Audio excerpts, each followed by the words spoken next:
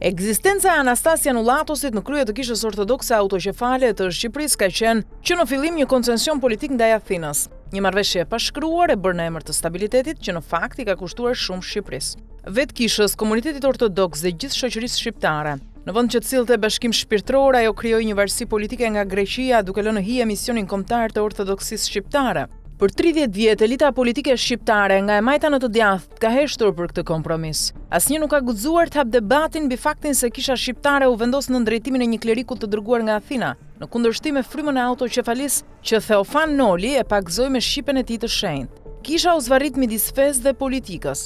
Ndërsa ortodoksët shqiptarë ndiheshin më shumë si subjekti i ndikimit grek sesa si pjesë e një kishe që predikon në gjuhën e tyre. Janulatosi e përdori pozicionin e tij shpesh si mjet diplomatik të Greqisë, duke bekuar politikane, figura që mbanin ende në duar flamujt e Vorioepirit. Kjo plagë historike e një prift që predikonte në greqisht, pa ditur asnjë fjalë shqip, që takonte dhe bekonte ekstremistë që mallkonin Shqipërinë, e përçmoi autoqefalinë dhe rrënoi besimin e sinqert të shumë ortodoksëve shqiptar. Tani që në krye të kishës është Fatmir Pelushi, i njohur me emrin kishtar Johani, situata duhej të ndryshonte. Johani u prezantua si kthim në tabanin kombëtar, si një klerik që fliste shqip dhe shfaqej në publik si fanolist, si njeri që synonte të restaurojë frymën e Nolit. Por veprimet e tij kanë treguar se trashëgimia e Janulatosit nuk është shuar, vetëm është maskuar me një fjalor patriotik për konsum publik. Takimi i Johanit me Fredi Belerin, simboli i agjendës së Vorioepirit dhe sot eurodeputeti i Greqisë, ishte një shenjë e qartë se politika e vjetër e varësisë nuk ka marrë fund. Beleri, i dënuar për blerje votash, që akuzon Shqipërinë për shtypje të minoritetit grek, u trajtua si mik shpirtëror nga kreu i ri i kishës shqiptare.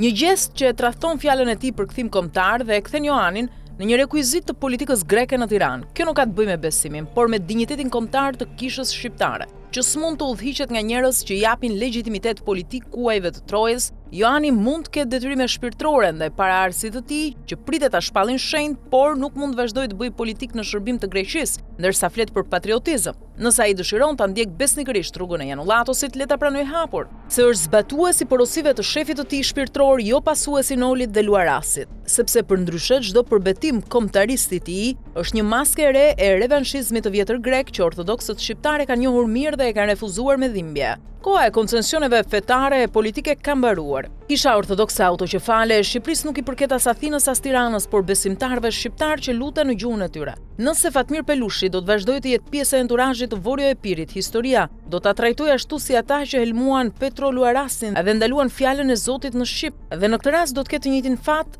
dhe të njëjtin mallkim.